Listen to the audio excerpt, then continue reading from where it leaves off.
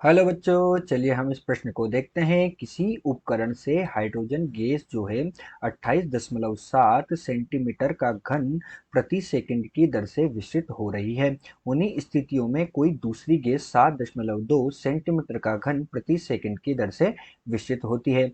तो इस दूसरी गैस को पहचानिए। संकेत में कहा है कि ग्राहम का जो विसरण नियम है R1/R2 बराबर M2/M1 का वर्गमूल का उपयोग कीजिए। यहाँ R1 तथा R2 जो है वह क्रमशः गैसों की विसरण दर है तथा M1 और M2 जो है वो उनके आणविक द्रव्यमान है। यह नियम अणुगति सिद्धांत का एक सरल परिणाम है। तो चलिए बच्चों, हम सर्वप्रथम इस प्रश्न की जो मुख्य अवधारणा है उस मुख्य अवधारणा पर चर्चा करते हैं। तो यहाँ बच्चों हम क्या लिखने जा रहे हैं? इस प्रश्न के लिए हम लिखने जा रहे हैं मुख्य अवधारणा। क्या लिख रहे हैं बच्चों? हम यहाँ पर लिख रहे हैं मुख्य अवधारणा। तो इस प्रश्न की जो मुख्य अवधारणा है उसमें हम क्या देखते हैं कि यदि हमारे पास तापमान का मान क्या हो, नियत हो, तो हमारे पास क्या हो, टी अर्थात तापमान जो है ये नियत हो। तो जब तापमान नियत होता है तो जो विसरण दर होती है आर, विसरण दर क्या होती है बच्चों? आर। तो जो विसरण दर आर होती है वो जो गैस के अणुओं का द्रव्यमान होता है, गैस के अणुओं का द्रव्यमान क्या होता है? एम होता है, उसके वर्गमूल के व्युत्क्रमानुपाती होती है।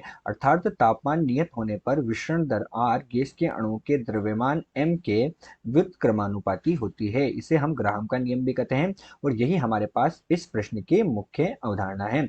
अब मुख्य अवधारणा के पश्चात हम देखते हैं कि हमें प्रश्न में क्या क्या दिया हुआ है। तो बच्चों, मुख्य अवधारणा के पश्चात जब हम देखते हैं प्रश्न में, तो हमें दिया है, क्या दिया है?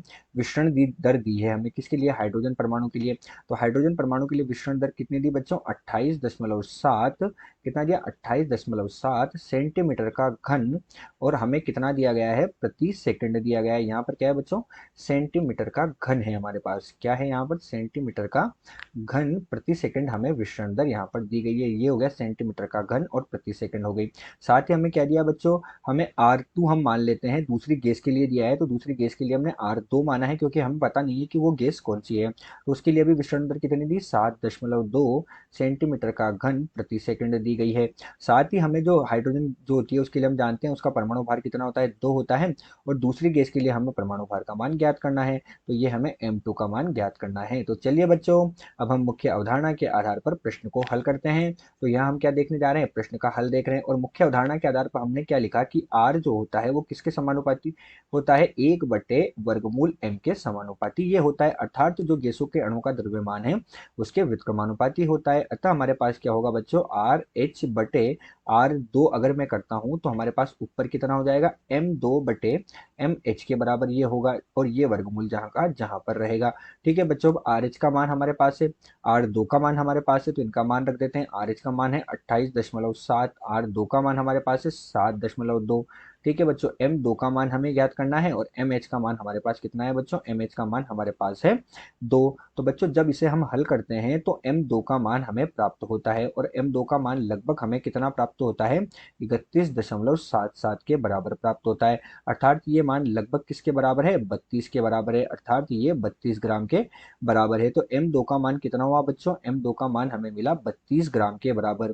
ठीक है बच्चों, कितना मिला ग्राम में? 32 ग्राम के बराबर हमें M2 का मान प्राप्त हो रहा है। तो 32 ग्राम जो होता है वो हमारे पास ऑक्सीजन का अणुभार होता है। किसका अणुभार होता है? 32 ग्राम जो है ये हमारे पास ऑक्सीजन का अणुभार होता है। अतः दिया गया जो प्रश्न है, इस दिए गए प्रश्न में जो दूसरा अणु है वो दूसरा अणु हमारे पास कौन सा है? पहली गैस तो हमें क्या दे दी? हाइड्रोजन गैस दे दी। और दूसरी गैस जो होगी वो दिए गए प्रश्न में ऑक्सीजन गैस होगी। आशा करते हैं आपको प्रश्न समझ आया होगा। धन्यवाद।